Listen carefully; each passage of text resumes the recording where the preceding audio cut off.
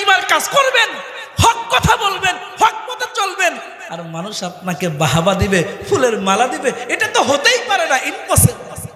যদি তাই হতো তাহলে সবচেয়ে বেশি ফুলের মালা আল্লাহ নবী পাইতো। আওয়াজ করে বলেন কথা ঠিক না বেঠিক? যদি তাই হয়, হক কথা বললে, সঠিক কথা বললে, সমাজের বাতিলের বিরুদ্ধে কথা বললে, মানুষ যদি আপনাকে আমাকে বাহাবা দিত, ফুলের মালা দিত, তাহলে আল্লাহর নবীর উপরে এই জমিনে হক কথা বাতিলের বিরুদ্ধে আর কেউ বলে নাই। আওয়াজ করে কোন কথা ঠিক না বেঠিক? আমার নবী হক কথা বলতে কি পেয়েছেন বলে? নামাজটা পর্যন্ত পড়তে পারেনি। নামাজ আজকে আমি নামাজে গেলে ইমাম সাহেব খুশি হয়ে যায়, মুয়াজ্জিন সাহেব খুশি হয়ে যায়, কমিটি খুশি হয়ে যায়, জনগণ খুশি হয়ে যায়। আমার মসজিদে অনেক মুসল্লি দেখা যায়, আমরাও মাহফিলে আসছেন, লোক বেশি হইলে আমরা খুশি হয়ে যাই। আর আল্লাহর নবীর জামানায় আমার নবী গেছে নামাজ পড়ার জন্য, নবীর মাথার মধ্যে উঠে নারী বড়ি দিল। কারণটা কি?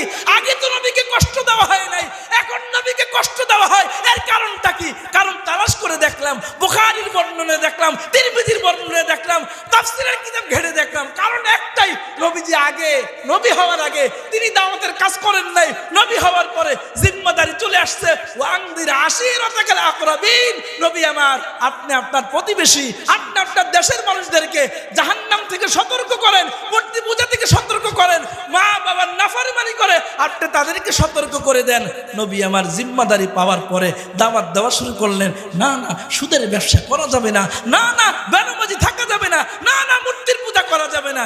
এটা মুসলমানের কাজ না। লা ইলাহা ইল্লাল্লাহ, আল্লাহ ছাড়া কোনো মাবুদ নাই, দুনিয়ার কাউকে মাবুদ বলে মানা যাবে না, একমাত্র আমাদের মালিকের নাম কি? নবীজি এই কথা বললেন, খারাপ কিছু বলছে? তো যারা নবীর কথা আল আমিন অর্থ বিশ্বাসী, এখন ওরাই বলে এ তো বাটপার, আস্তাগফিরুল্লাহ।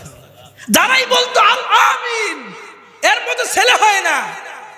যখন নবী হক কথা বলতে শুরু করলেন, কালিমার দাওয়াত দিতে শুরু করলেন, তখনই আবার ওই ওরাই সাত্যবাস জিন্দাবাদ, ওই ওরাই বলে মুহাম্মাদের মতো দুষ্ট লোক আর দুনিয়াতে হয় না।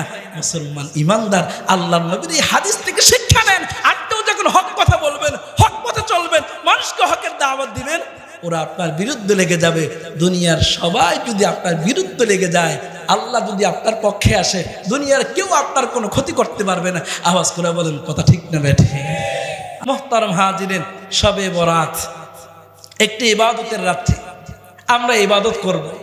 এখন আগে আমার থেকে আপনি বুঝে নেন, কারণ আমার এখানে যদি ওয়াজ খারাপও হয়, আগামী বছর আমাকে না দেওয়ার কেউ নেই, আমি তো এখানে বয়ান করব। আমার নিজের মাহফিল, এটা বয়ান না, এটা হলো দাওয়াত, তাবলীগের জন্য বসছি। তাহলে আমার কাছ থেকে আজকে শোনেন, যেহেতু বিষয়বস্তু হলো শবে বরাত, শবে বরাতের একটি রজনী, যেটা হলো ইবাদতের রাত্রি। এখন আপনাকে জানতে হবে ইবাদত কাকে বলে, এটা আপনাকে জানতে হবে। আমার কাছ থেকে কোরআন হাদিস থেকে বোঝেন, ইবাদত হলো দুই জিনিসের নাম। আওয়াজ করে বলেন কয় জিনিস? জোরে বলেন। দুই জিনিস খেয়াল করতে হবে। এক নম্বরে হুকুম হবে আল্লাহর, হুকুম হবে কার? দ্বিতীয় নম্বরে তরিকা হবে রাসূলের। হুকুম কার? আরো জোরে। তরিকা কার? রাসূলের। এখন আমি যে ইবাদত করতেছি, এই ইবাদতে আল্লাহর হুকুম আছে, রাসূলের তরিকা আসেনি। যদি রাসূলের তরিকা থাকে, আল্লাহর হুকুম মোতাবেক ইবাদত না করলেও ইবাদতের সওয়াব পাওয়া যায়। আওয়াজ করে কোন সুবহানাল্লাহ। বলবেন হুজুর এই বাস্তব জীবনে শুনি নাই, ইবাদত না করলে ইবাদতের সওয়াব পাওয়া যায়। ক্বালান নবী সাল্লাল্লাহু আলাইহি ওয়াসাল্লাম, আল্লাহর পয়গম্বর বলেন, ও দুনিয়ার মানুষ, আল্লাহর নবী বলেন, কোন ব্যক্তি যখন আল্লাহর হুকুম রাসূলের তরিকায় পালন করবে, ওই লোকটা শুধু রাসূলের তরিকায় থাকার কারণে রাত্রিভর তাহাজ্জুদ না পড়লেও তাহাজ্জুদের সওয়াব পাওয়া যাবে। আওয়াজ করে বলেন না সুবহানাল্লাহ। মুসলমান ইমানদার কোরআনটা খুলে দেখেন, আল্লাহ পাকের নবীর হাদিসগুলো তালাশ করে দেখেন। আল্লাহর নবী বলেন, আল্লাহর নবীকে বলেন, ওয়ামাই ইউতিল্লাহা ওয়ার রাসূলা ফাউলাইকা মাআল্লাযীনা আন'আমাল্লাহ। বান্দার ইবাদত যখন আল্লাহর হুকুমটা রাসূলের তরিকা মতো হবে, আল্লাহর নবী বলেন, আল্লাহর নবীর একটা হুকুম হলো, আল্লাহর হুকুম হলো নামাজ পড়া। উতলুমা উহিয়া ইলাইকা মিনাল কিতাবি ওয়া আকিমিস সালাহ ইন্নাস সালাতা তানহা আনিল ফাহশা। আল্লাহর হুকুম হলো নামাজ পড়ো। পয়গম্বর আরবীর আদর্শ হলো নামাজ পড়তে হবে মসজিদে গিয়ে। হ্যাঁ, আল্লাহর কোন বান্দা যখন এশারের নামাজটা মসজিদে জামাতের সাথে পড়ে, আল্লাহ বলছে ও নবী আপনি আপনার উম্মতকে বলেন সল্লু, তারা যেন নামাজ পড়ে, ও আকিমিস সালাহ, তারা যেন নামাজ কায়েম করে। আমার পয়গম্বর মুহাম্মদ আরবী বলে আল্লাহর হুকুম হলো নামাজ পড়া, আর আমার তরিকা হলো নামাজটা জামাতের সাথে পড়া। যারা আমার তরিকায় আল্লাহর হুকুমটাকে পালন করবে, এশারের নামাজটা যারা জামাতের সাথে পড়বে, আল্লাহর নবী বলেন এশারের নামাজ জামাতের সাথে পড়ার কারণে অর্ধরাত্রি তাহাজ্জুদ পড়লে যে সওয়াব হয়, আল্লাহ তাআলা ওই সওয়াবের মালিক বানায় দেয়। তাহলে আমার ভাই, ইবাদতে যদি আল্লাহর হুকুমটা রাসূলের তরিকা থাকে, ইবাদত না করলে ইবাদতের সওয়াব পাওয়া যায়। ময়দানে মাহশরে আল্লাহ পাক রব্বুল আলামিন বান্দার হাতের মধ্যে আমলনামা দেয়া দিবে, আমলনামা, আর বলা হবে ইকরা কিতাবাক, তুমি তোমার আমলনামা পড়ো। আল্লাহর বান্দা মনে করেন আব্দুর রহমান আমলনামা পড়তেছে, দেখে নাম হলো আব্দুর রহমান, পিতা হলো আব্দুল জব্বার। আল্লাহর বান্দা তাকে দেখে জেলা হলো মাদারীপুর, গ্রাম হলো মাথাভাঙ্গা। আল্লাহর বান্দা সব ঠিক আছে, নিচের দিকে তাকায় দেখে আল্লাহর গোলাম হাজার হাজার বছর, আল্লাহর গোলাম যতদিন দুনিয়াতে ছিল কোনোদিন আল্লাহর বান্দা নফল নামাজ তাহাজ্জুদ নামাজ মিস হয় নাই।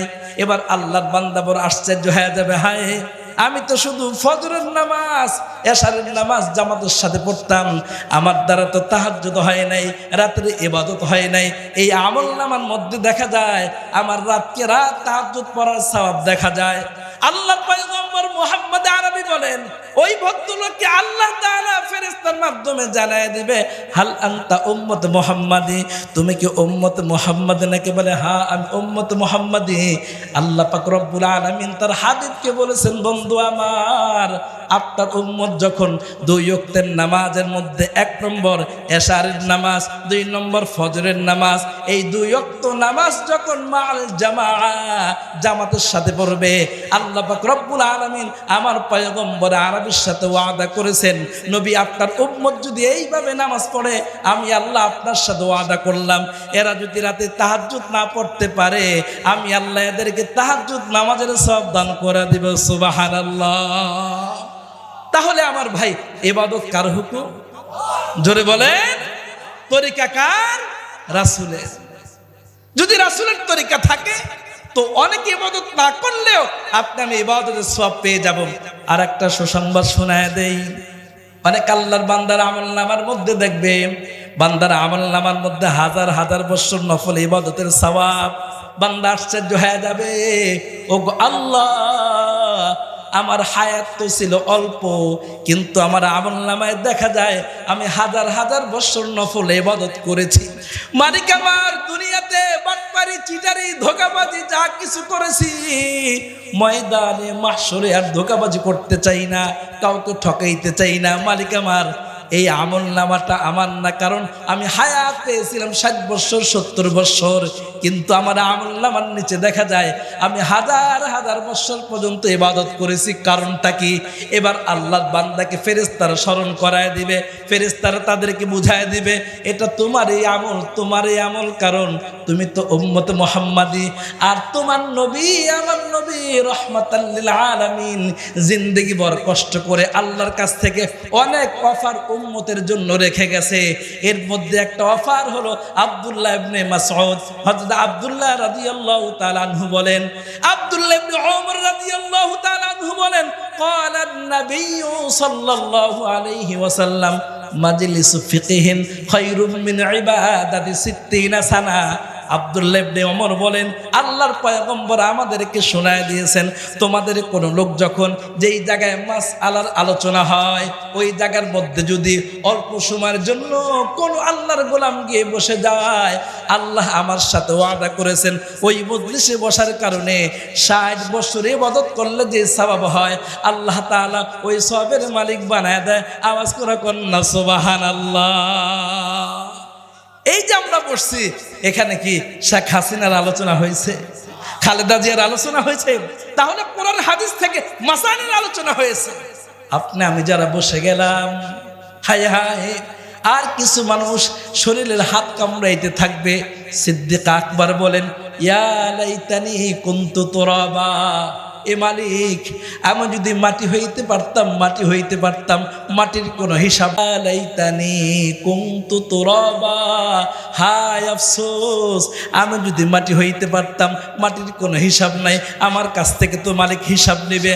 আর যদি মালিক আমার কাছ থেকে হিসাব নেয়, আমি আবু বকরের জান্নাতে যাওয়া সম্ভব হবে না। তাই তো সিদ্দিক আকবর সময় পাইলেই জানামাজে দাঁড়ায় যাইতেন, সময় পাইলেই জান্নাতুল বাকির মধ্যে চলে যাইতেন, ওই কবরওয়ালার সাথে কথা বলতেন, কবরওয়ালাদের সাথে কথা বলতেন। সিদ্দিক আকবর যখন খলিফা হইলেন, মুসলমান ইমানদার আল্লাহর গোলাম সিদ্দিক আকবর যখন তিনি খলিফা হইলেন, খলিফা হওয়ার পরে রাত্র গভীর হয়। আপনি আমি এমপি হইলে, চেয়ারম্যান হইলে রাত্র গভীর হইলে ঘুম বেড়ে যায়, আরামের ঘুম। আর ওনারা যখন এমপি হইছেন, চেয়ারম্যান হইছেন, প্রধানমন্ত্রী হইছেন, রাত্র গভীর হয়, ওনাদের ঘুম ভেঙে যায়। আওয়াজ করে বলেন, ভয় কার? ওই আল্লাহ পাকের ভয়। আল্লাহর গোলাম, জনগণের হক আদায় করতে পারলাম কিনা, জনগণ আমার উপরে সন্তুষ্ট কিনা, তাদের হক আদায় করতে পারলাম কিনা, আল্লাহ কি আমার উপরে সন্তুষ্ট, আল্লাহর হক আদায় করতে পারলাম কিনা। সিদ্দিক আকবর তাহাজ্জুদ নামাজটা পড়তেন। মুমিনের একটা গুণ হলো, ওয়াল্লাযীনা ইয়াবিতুনা লিরাব্বিহিম সুজদান ওয়া কিয়ামা। মুমিনের একটা গুণ হলো, রাত্র গভীর হবে, সবাই ঘুমায়া যাবে, এই মুসলমান সবাই ঘুমায়া যাবে। মুমিন একমাত্র আল্লাহর জন্য রাত্র জেগে জেগে আল্লাহর কুদরতি পায়ে সিজদা দিবে। আওয়াজ করে বলেন না কথা ঠিক কিনা? সম্পর্ক মালিকের সাথে করেন, দুনিয়ার মানুষের সাথে সম্পর্ক করে লাভটা কি? বলেন অমুকে আমাকে খারাপ বলবে, বলুক না। ইসলামের কাজ করবেন, কালিমার কাজ করবেন, হক কথা বলবেন, হক পথে চলবেন। আর মানুষ আপনাকে বাহাবা দিবে, ফুলের মালা দিবে, এটা তো হতেই পারে না, ইম্পসিবল। যদি তাই হতো তাহলে সবচেয়ে বেশি ফুলের মালা আল্লাহ নবী পাইতো। আওয়াজ করে বলেন কথা ঠিক না বেঠিক? যদি তাই হয়, হক কথা বললে, সঠিক কথা বললে, সমাজের বাতিলের বিরুদ্ধে কথা বললে, মানুষ যদি আপনাকে আমাকে বাহাবা দিত, ফুলের মালা দিত, তাহলে আল্লাহর নবীর উপরে এই জমিনে হক কথা বাতিলের বিরুদ্ধে আর কেউ বলে নাই। আওয়াজ করে কোন কথা ঠিক না বেঠিক? আমার নবী হক কথা বলতে গিয়ে কি পেয়েছেন বলে? নামাজটা পর্যন্ত পড়তে পারেনি। নামাজ আজকে আমি নামাজে গেলে ইমাম সাহেব খুশি হয়ে যায়, মুয়াজ্জিন সাহেব খুশি হয়ে যায়, কমিটি খুশি হয়ে যায়, জনগণ খুশি হয়ে যায়। আমার মসজিদে অনেক মুসল্লি দেখা যায়, আমরাও মাহফিলে আসছেন, লোক বেশি হইলে আমরা খুশি হয়ে যাই। আর আল্লাহর নবীর জামানায় আমার নবী গেছেন নামাজ পড়ার জন্য, নবীর মাথার মধ্যে উঠে নারী বুড়ি দিল। কারণটা কি? আগে তো নবীকে কষ্ট দেওয়া হয় নাই, এখন নবীকে কষ্ট দেওয়া হয়। এর কারণটা কি? কারণ তালাশ করে দেখলাম, বুখারীর বর্ণনা দেখলাম, তিরমিজির বর্ণনা দেখলাম, তাফসীরের কিতাব ঘেটে দেখলাম। কারণ একটাই, নবীজি আগে, নবী হওয়ার আগে তিনি দাওয়াতের কাজ করেন নাই। নবী হওয়ার পরে জিম্মাদারি চলে আসছে। ওয়ানদির আশিরাতাকাল আকরাবিন। নবী আমার, আপনি আপনার প্রতিবেশী, আপনি আপনার দেশের মানুষদেরকে জাহান্নাম থেকে সতর্ক করেন, মূর্তি পূজা থেকে সতর্ক করেন, মা বাবার নাফরমানি করে আপনি তাদেরকে সতর্ক করে দেন। নবী আমার জিম্মাদারি পাওয়ার পরে দাওয়াত দেওয়া শুরু করলেন। না না, সুদের ব্যবসা করা যাবে না, না না বেনামাজি থাকা যাবে না, না না মূর্তির পূজা করা যাবে না।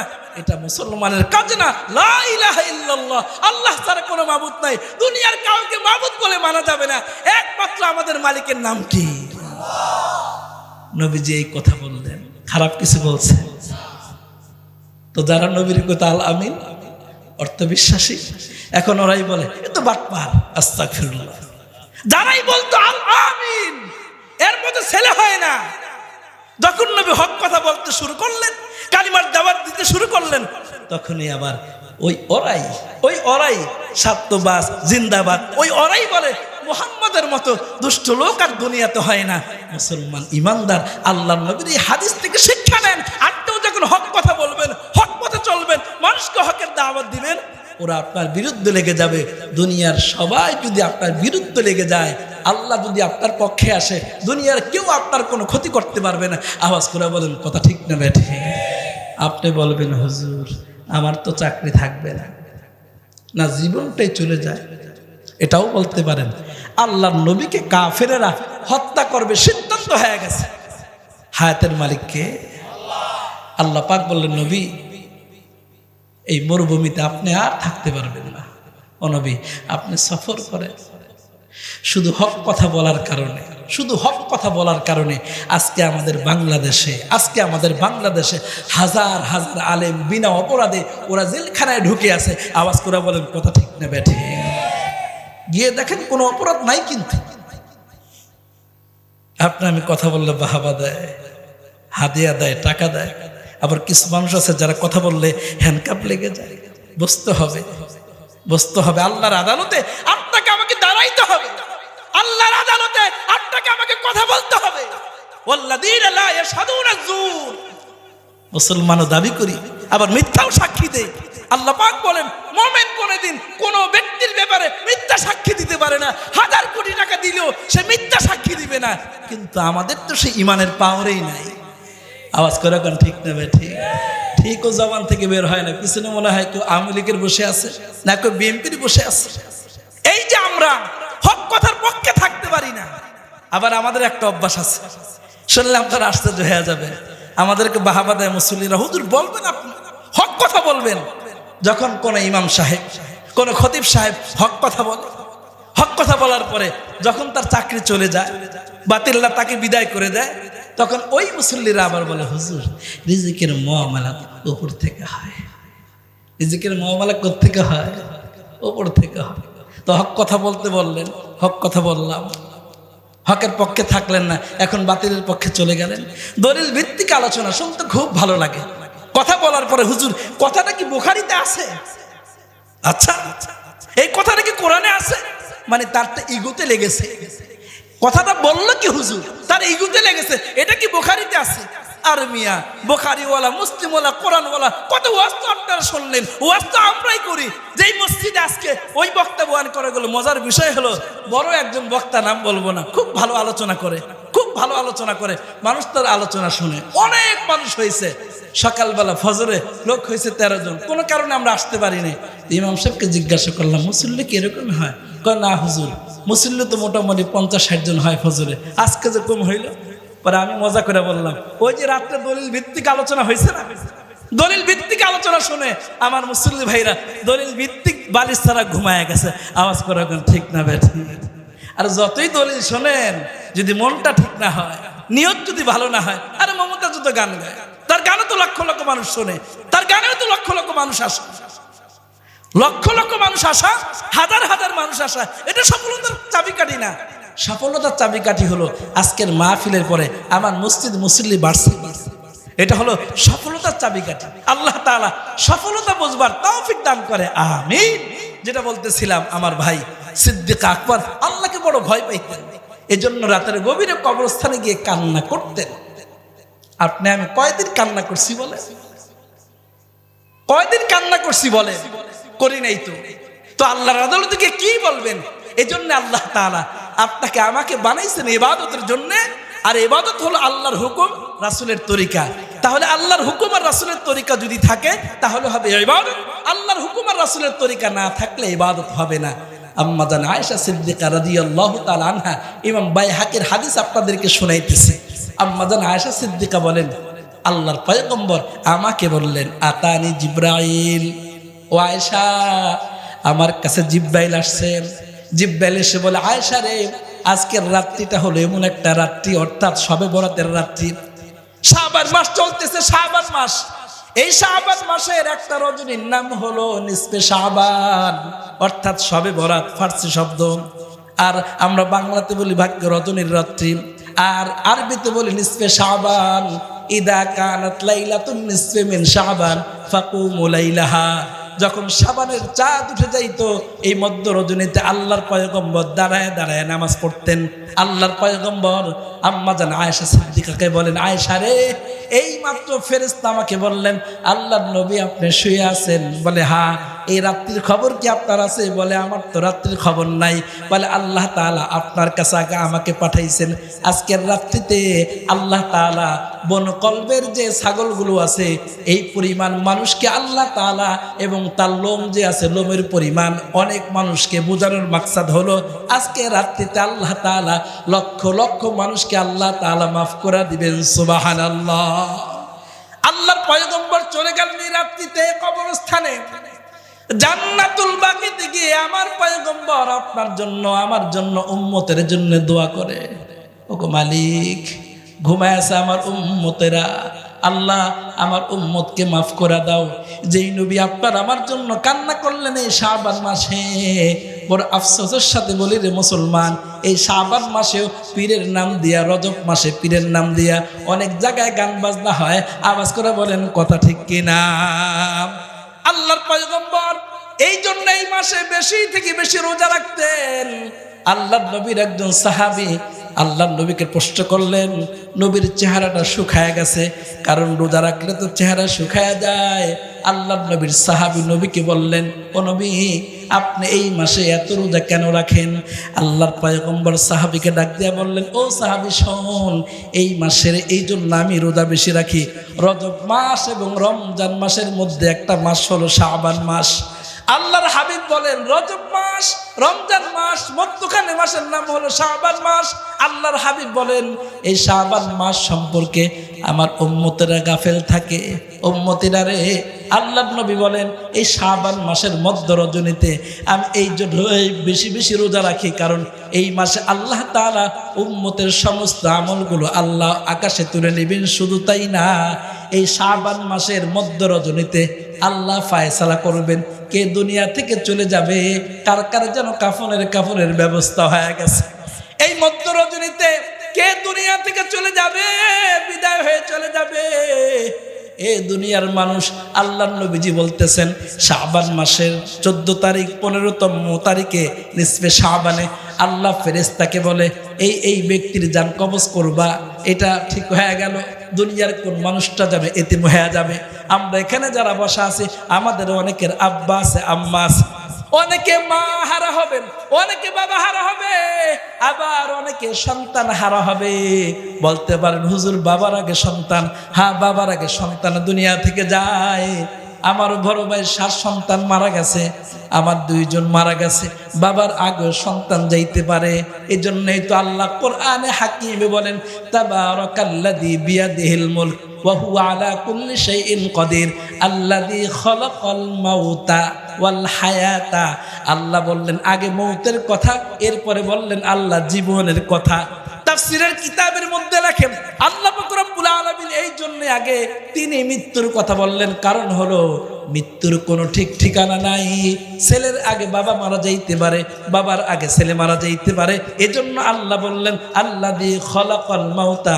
মুসলমান ইমানদার, তাই আপনারা আমার সামনে আসতেছে নিসফে শাবান, শবে বরাত। এই রাত্রিতে আল্লাহ পাক রব্বুল আলামিনের কাছে কান্নাকাটি করার দরকার। আল্লাহর পয়গম্বর বলেন উম্মতিরা শোনো, এই বরকতময় রজনীতে আল্লাহ তাআলা সবাইকে মাফ করে দিবেন। তবে 7 শ্রেণীর মানুষ, কোন কিতাবে আছে 8 শ্রেণীর মানুষ, এই 8 দলের মানুষকে আল্লাহ তাআলা মাফ করবেন না। এর মধ্যে 1 নম্বর দল হলো মুশরিক, যারা শিরক করে, আল্লাহ তাআলা এদেরকে মাফ করবেন না। শিরক মানে আল্লাহর সাথে কাউকে শরীক করা। অনেকে মাজারে যায় সন্তানের জন্য, অনেকের কাছে যায় সন্তানের জন্য, সন্তানের জন্য মাজারে গিয়ে বাবার কাছে সন্তান চাওয়া, এটা হলো শিরক।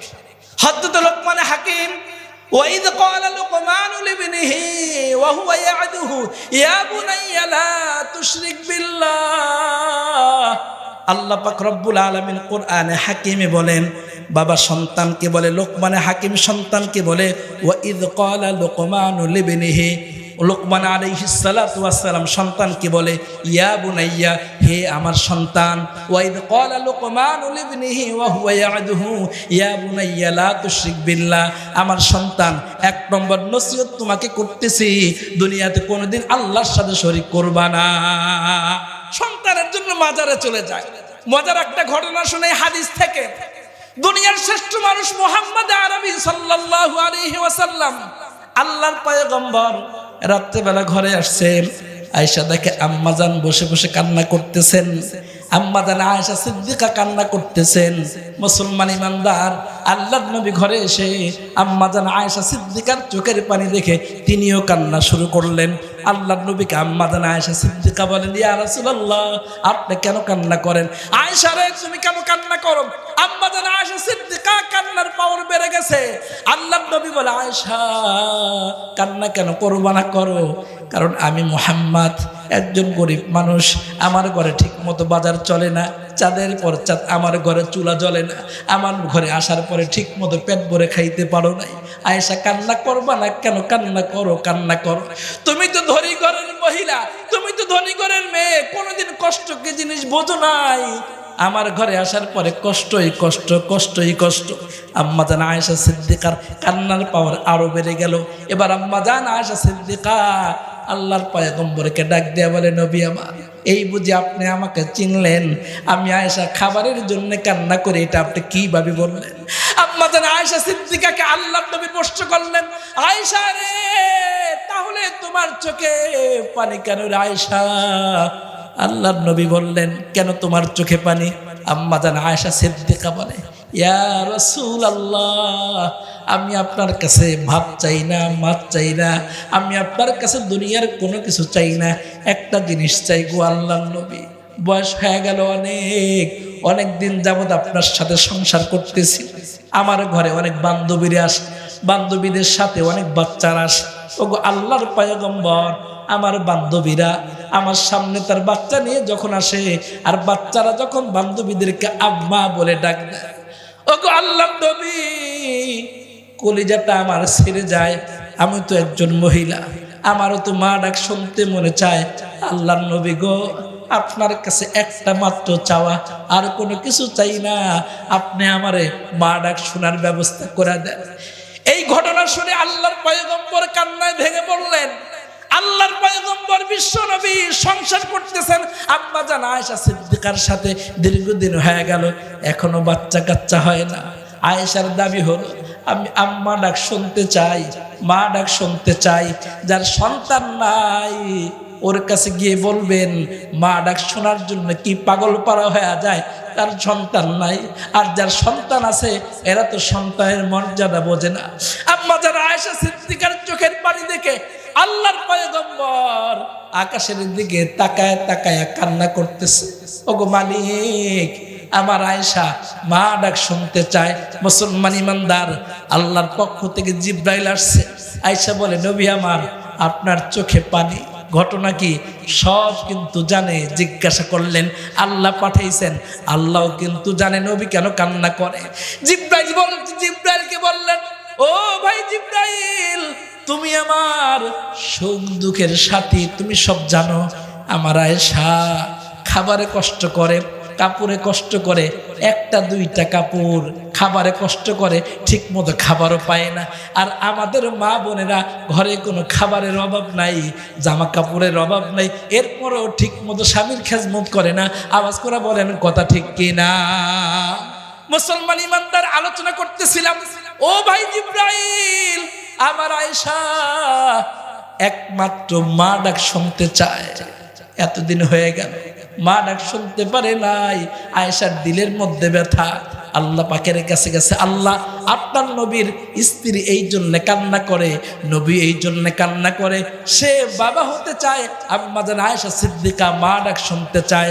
মুসলমান ইমানদার, আল্লাহর নবীর স্ত্রী আম্মাজান আয়েশা সিদ্দিকা বাচ্চা হয় না, এই জন্য নবীকে বললেন, আল্লাহর ফেরেশতা কোরআনের আয়াত নিয়ে আসছে।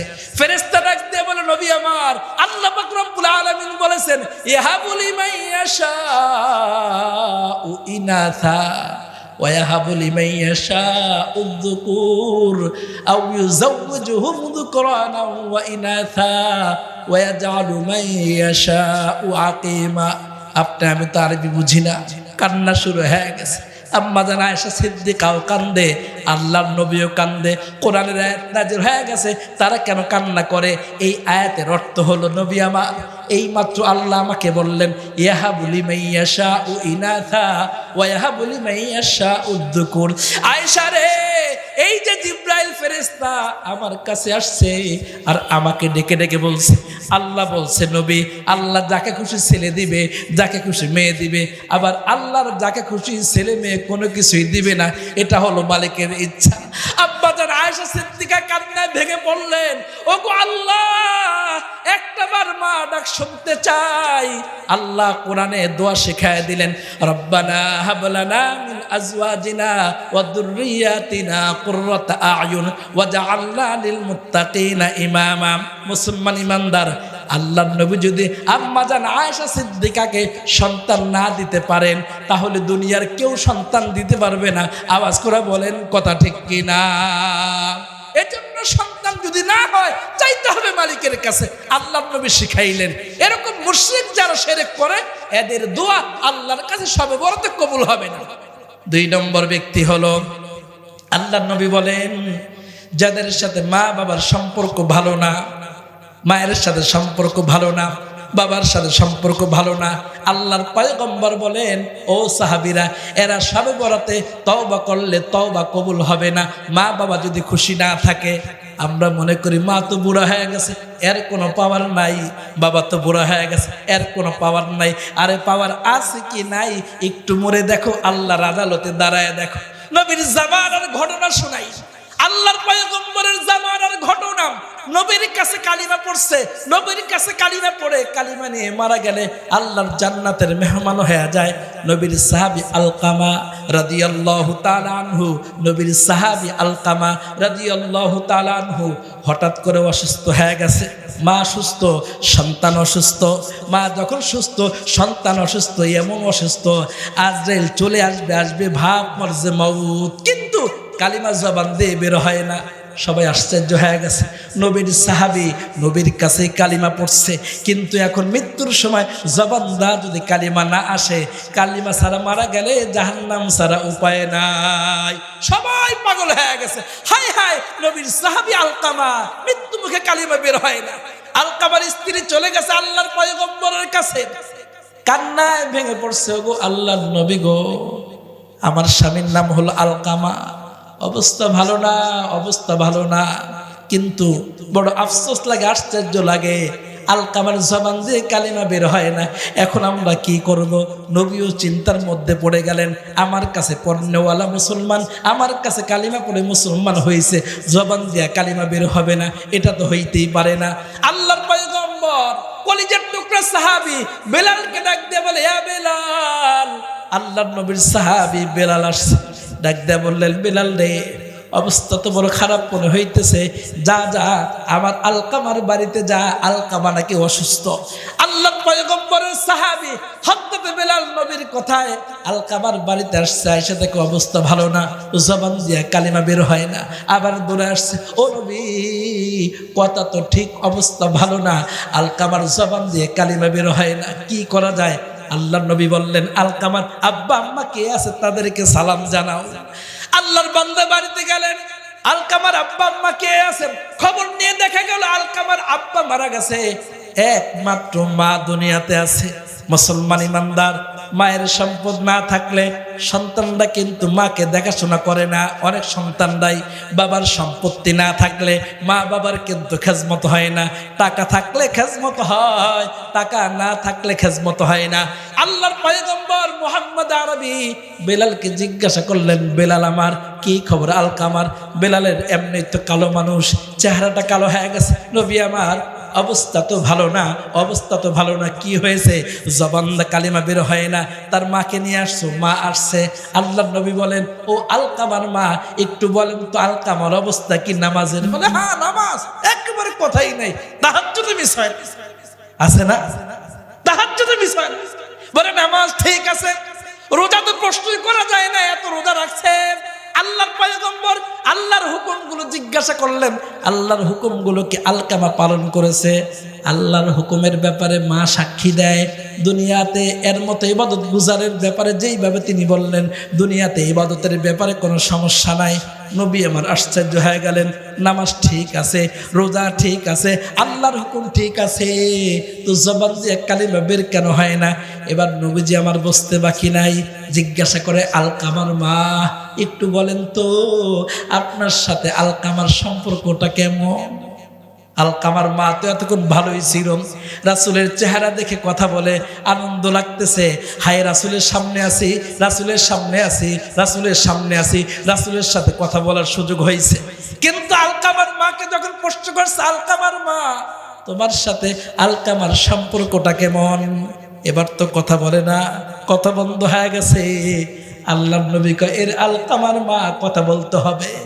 আল্লাহর নবীর সাহাবী আলকামার মা ডাক দিয়ে বলে, ইয়া রাসূলুল্লাহ, আলকামার সাথে আমার সম্পর্ক ভালো, তবে ছোট্ট একটা কথা আছে।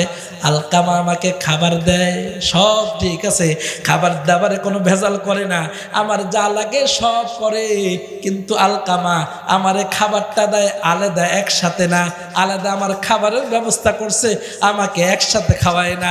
আল্লাহর নবী বললেন, আলকামার মা, অন্য কোনো ব্যাধি না, অন্য কোনো রোগ না, আপনি বেজার হওয়ার কারণে আল্লাহ আলকামার মুখ থেকে কালিমাটা বন্ধ করে দিছে। আপনি যদি মাফ না করেন তো আলকামার জবান দিয়ে কালিমা বের হবে না। আলকামার মার বুকের মধ্যে জমানো ব্যথা, আল্লাহর পয়গম্বরের সামনে কান্না শুরু করলেন, ইয়া রাসূলুল্লাহ, না না, এরকম কথা বলবেন না, আমি ওরে মাফ করতে পারবো না। অনেক কষ্ট করে তো মা তোমারে পেটে নিছে, অনেক কষ্ট করে পেটে নিছে, সন্তান দুধ খাওয়াইছে, না খায়া সন্তানদের লালন পালন করছে, এর আলকামারে আমি মাফ করতে পারবো না। আলকামা আমার অনেক ব্যথা দিয়েছে। আল্লাহর নবীর মনটা খারাপ হয়ে গেছে। আল্লাহর নবী বলে, বেলাল যাও যাও, লাকড়ির ব্যবস্থা করে নিয়ে আসো, আমি আলকামাকে জ্বালায় দিব, তেলের ব্যবস্থা করো, আলকামাকে জ্বালায় দিব, তেলের ব্যবস্থা করো, লাকড়ির ব্যবস্থা করো। আলকামার মা কান্না শুরু করছে, ওগো আল্লাহর পয়গম্বর, আমার সন্তানকে আমার চোখের সামনে পোড়ায় দিবেন, এটা কি হয়? আল্লাহর নবী বলে, রে আলকামার মা, তুমি দুনিয়ার আগুন দেখলা, দুনিয়াতে জ্বালায় দিলে তোমার কষ্ট হয়? বলে, হ্যাঁ, আমার সামনে জ্বালায় দিবেন, সহ্য করতে পারবো না। আল্লাহর নবী বলে, এরে আলকামার মা, তুমি যদি তোমার সন্তানকে মাফ না করো, চোখ বন্ধ করার পরেই কবরের মধ্যে আল্লাহর ফেরেশতারা আগুন জ্বালায় দিবে। আলকামার মা বলে, ইয়া রাসূলুল্লাহ, কোন কাজ করলে আমার আলকামা একটু শান্তি পাবে, একটু বলেন না গো আল্লাহর নবী। আল্লাহর নবী বললেন, তুমি তোমার আলকামাকে মাফ করে দিলেই তো আলকামা শান্তিতে কবরে চলে যায়, জান্নাতের মেহমান হয়ে যায়। আলকামার মা বললেন, ইয়া রাসূলুল্লাহ, যদি আমি মাফ করলে আমার সন্তান কবরে শান্তি পায়, সব ভুলে গেলাম, সব ভুলে গেলাম, আলকামারে মাফ করে দিলাম। আল্লাহর নবীর সাহাবী বেলালকে নবীজি বললেন, যাও যাও আলকামার বাড়িতে। আলকামার বাড়ির গেটের মধ্যে কেবল পাড়া দিছে, আলকামা কালিমা পড়ে আল্লাহর জান্নাতের মেহমান হয়ে গেছে। সুবহানাল্লাহ। তাই তো আল্লাহর নবী বললেন, যাদের সাথে মা বাবার সম্পর্ক ভালো না, শবে বরাতে আল্লাহ তাআলা তাদেরকে মাফ করবেন না। আল্লাহর পয়গম্বর বলেছেন, মদখোরকে শবে বরাতে আল্লাহ তাআলা মাফ করবেন না, সুদখোরকে আল্লাহ তাআলা শবে বরাতে মাফ করবেন না, আল্লাহ তাআলা জিনাখোরকে মাফ করবেন না। টাকটুর নিচে যারা কাপড় পরে, বা আসফালা মিনাল কাবাইনি মিনাল ইজারি ফিন্নার, টাকটুর নিচে যারা কাপড় পরে, আল্লাহ এদেরকেও মাফ করবেন না। এখন বলবেন, হুজুর এই মজলিসে, এই এলাকাতে, এই জমিনে সুদখোর, মদখোর, জিনাখোর সব আছে, এখন আপনি বলেন কোন তরিকায় শবে বরাতে আল্লাহর কাছে মাপ পাওয়া যাবে? একটা সিস্টেম আছে, সিস্টেমটা হলো তওবা করা, আর ওই তওবা করার পদ্ধতি হলো 4 পদ্ধতি, 4টা নিয়ম মেনে আপনি আমি তওবা করলে আল্লাহ তাআলা আপনাকে আমাকে শবে বরাতে দোয়া করলে দোয়া কবুল করবে। কথাগুলো মনে রাখবেন।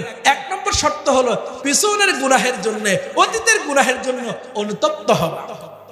অনেক গুনাহ করেছি, আর গুনাহ করব না। 1 নম্বর, বরাতে মাফ চাইতে চান, 4 4 শর্তে তওবা হবে। দ্বিতীয় নম্বর হলো রানিং গুনাহ বন্ধ করে দেওয়া।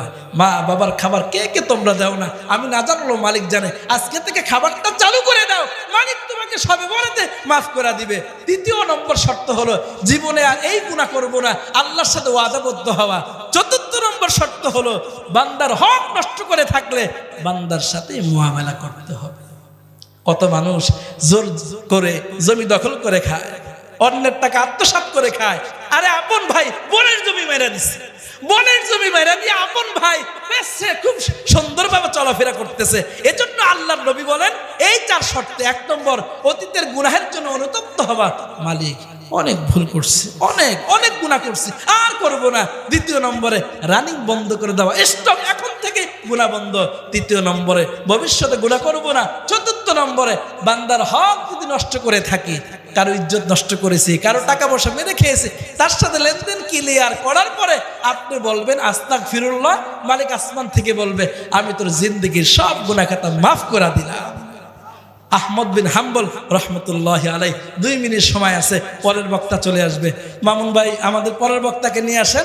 আমাদের আখিরি যিনি আছেন পীর সাহেব হুজুর খলিফা, উনি শুধু দোয়া করবেন, উনি কোথাও বয়ান করেন না, উনি দোয়া করে দিবেন। এজন্য আমার ভাই শেষ কথাটা হলো ইস্তেগফার, আস্তাগফিরুল্লাহ, এটা বাড়িতে নিয়ে যাবেন।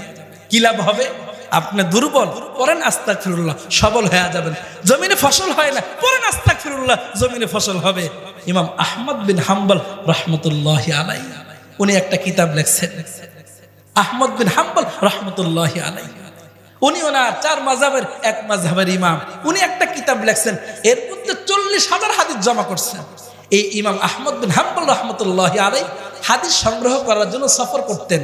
সফর করতে করতে এক জায়গায় রাত্র হয়ে গেছে, মসজিদে থাকবেন কিন্তু পরিচয় দিলেন না। পরিচয় না দিলে তোকে মসজিদে থাকতেও দিবে না, ওনাকে খাদেম মসজিদ থেকে বের করে দিচ্ছে। এরপরে হাঁটতে হাঁটতে হাঁটতে হাঁটতে দেখে দূরে এক জায়গায় আগুন জ্বলতেছে। উনি চিন্তা করলেন যাক রাত্রটা ওখানেই কাটায় দিব।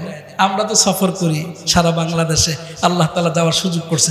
অনেক দোকান রাত্রে খোলা থাকে, চা বিক্রি করে, সারা রাত বিক্রি করে। বড় আফসোস লাগে দেখলে বেটা ফজরের নামাজটা তুই পড়ছ, রাতভর রিজিকের জন্য দোকান খোলা রাখলি, অথচ মালিক করে বলছে মান সাল্লা সুবহা ফি জামাআতিন ফাহুয়া ফি জিম্মাতিল্লাহ। বোঝেন নাই তো? বুঝলে আল্লাহু আকবার বলে দাঁড়ায়া যাই।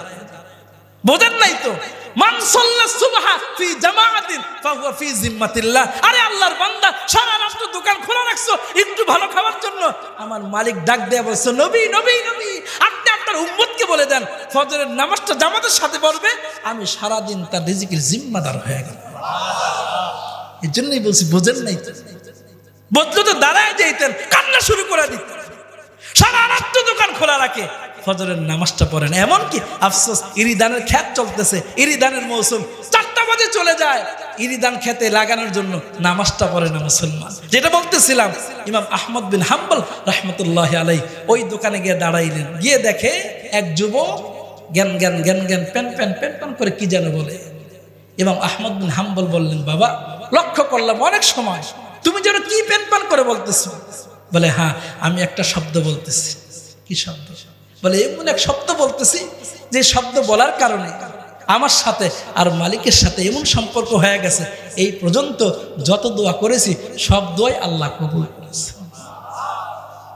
পিছনে সুবহানাল্লাহ করেন না কেন? বিশ্বাস নাই? আবার বলবেন যেই দোয়া করেছি জীবনে কোন দোয়া আল্লাহ ফিরাই দেন না। আশ্চর্য হয়ে গেছে। তবে একটা দোয়া আমার এখনো কবুল হয়নি। ইমাম আহমদ বিন হাম্বল মুখের দিকে তাকায় আছে আশ্চর্য হয়ে, তোমার একটা দোয়া কবুল হয়নি, দোয়াটা কি? এবার ইমাম আহমদ বিন হাম্বলের সামনে যুবক বলতেছে, রুটিওয়ালা, খুব বাজ বলা হয় আরবিতে, রুটিওয়ালা বলতেছে আমার একটা দোয়া কবুল হয়নি। দোয়াটা কি? কি দোয়া করছো তুমি কবুল হয়নি? আল্লাহর গোলাম বলে আমার জীবনের একটা তামান্না ছিল, সব তামান্নাই পুরা হয়েছে, একটা তামান্না পুরা হয় না, সেটা হলো আমি আল্লাহর কাছে দোয়া করছি, মালিক শুনছি এই জামানায় বড় একজন আলেম আছে, নাম কি? তার নাম হলো ইমাম আহমদ বিন হাম্বল। সুবহানাল্লাহ কইবেন না? আমার এই দোয়াটাই কবুল হয় না। আমি আল্লাহর কাছে একটা দোয়া করছি, মালিক শুনছি জামানার বড় আলেম ইমাম আহমদ বিন হাম্বল অনেক বড় আলেম, তুমি যদি আমার একটু তারা দেখাইতা, একটু মুসাফা করতা, একটু মুআনাকা করতা, আলেমরা সবাই ঘৃণা করে না, অনেকে মহব্বত করে, আওয়াজ করে, এখন ঠিক না বেঠে। আরে আমি আপনাদের এলাকায়, আমি তো ছোটোখাটো আলেম, এই গাড়িতে উঠলে অনেকে ভাড়া নেয় না। হুজুর আপনারা তো চিনি, আপনারা যে বক্তা হুজুর না, ভাড়া নেয় না, কত মহব্বত করে, 15 পদের 20 পদের খাবার পাকায় রাখে, মহব্বত করে। আর এই মহব্বতের খাবার খায়া আমরা সুদূর ওয়াজ করতে ভুলে যাই, যদি আমার খাবারটা বন্ধ হয়ে যায়। কি কর?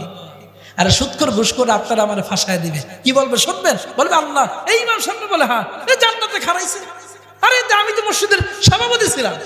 হ্যাঁ ভালো কথা, তো সভাপতি ছিলাম, তো উনি জান্নাতে, আমি এখানে কেন? বলে কেন তুমি বোঝো না? বোঝো না তুমি? বুঝি তো, সারা জীবন কি কত কেন। 2 নম্বরে হুজুর আল্লাহকে দাঁড়ায় বলবো জাহান্নামে, ইমাম সাহেবকে এত মহব্বত করতাম, আমি দুধের ব্যবসা করতাম। তাই নাকি? বলে দুধে পানি ছাড়া কোনোদিন বিক্রি করি নাই। ইমাম সাহেবরা যেদিন খাওয়াইছি মাগার, ওই দিন ইমাম সাহেবের দুধে পানি মিলায় খাওয়াই না। কথাটা ভালো না খারাপ? মতলব খারাপ। যারা দুধ ছাড়া পানি ছাড়া দুধ খাওয়াইলাম, যারা ভেজাল মুক্ত দুধ খাওয়াইলাম, যারা উনি তো আমার সারা জীবন ভেজালের ওয়াজ করছে, কোনোদিন তো সুদের ওয়াজ করে নাই। আমার যদি বলতো এটা করলে গুনাহ হবে, দুধে পানি মিলাইলে গুনাহ হবে, তাহলে এই কাজটা তো আমি করতাম না। তখন আল্লাহ তাআলা এই যে মিষ্টি খাওয়া সুন্নাত, পাগড়ি মাথায় দেওয়া সুন্নাত, খালি সুন্নাতের ওয়াজ, এদিকে হুজুর ইমাম সাহেব না হ্যান্ডকাপ পরায় দিবে। এজন্য হক কথা বলার চেষ্টা করা।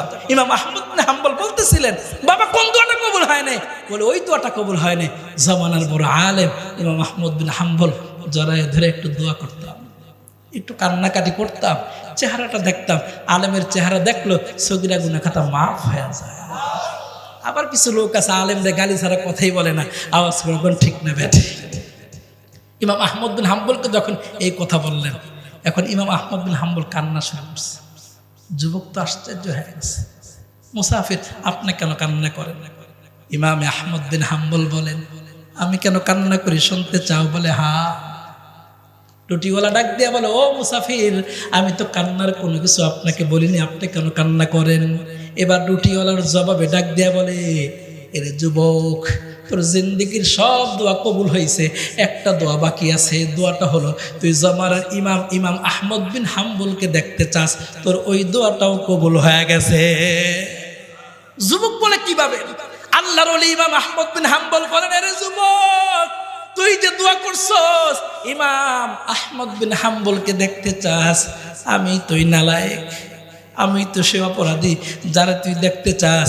ইমাম আহমদ বিন হাম্বল জানায় দিলেন, দুনিয়ার মানুষেরা আস্তাগফিরুল্লাহ আস্তাগফিরুল্লাহ যেই লোক সর্বদা পড়তে থাকবে, জপতে থাকবে, নামাজের পরে, নামাজের আগে, নামাজের পরে, চলতে, ক্ষেতের মধ্যে গিয়ে, খাবারের আগে, সব সময় যখন এই শব্দটা পড়তে থাকবে, আল্লাহ জিন্দেগির সব দোয়া কবুল করে দিবে। সুবহানাল্লাহ। এজন্য মুসলমান ইমানদার আমরা এই দোয়াটা বেশি থেকে বেশি পড়তে থাকবো। আল্লাহ পাক রব্বুল আলামিন আমাদের সকলকে ইস্তেগফারের আমল করবার তৌফিক দান করে, আমিন। মুহতারাম হাজিরিন, যেহেতু শবে বরাত সম্পর্কে আমার আলোচনা ছিল, আর শবে বরাতে এই 7 প্রকারের লোককে আল্লাহ তাআলা মাফ করবেন না। আমরা যদি থেকে থাকি 4 শর্তে আল্লাহর কাছে তওবা করব, আল্লাহ তাআলা অবশ্যই আমাদেরকে মাফ করে দিবেন। আল্লাহ পাক রব্বুল আলামিন আবার যদি আমাদেরকে সুযোগ করে দেয়, আমরা মাদ্রাসার মাহফিল প্রত্যেক বছরই করব। আপনাদের কাছে টাকা মাকসাদ না, আপনারা শুধু দোয়া করবেন, পারবেন না ইনশাআল্লাহ? এই যে বসে রয়েছেন, এটাই দোয়া, আপনারা আসবেন, ওয়াজ শুনবেন, এটাই আপনাদের কাছে চাওয়া। আল্লাহ পাক রব্বুল আলামিন প্রত্যেক বছর আমাদের এই মাহফিলকে আমাদেরকে ইখলাসের সাথে করবার তৌফিক দান করে, আমিন। ওয়া আখিরু দাওয়ানা আলহামদুলিল্লাহি রাব্বিল আলামিন।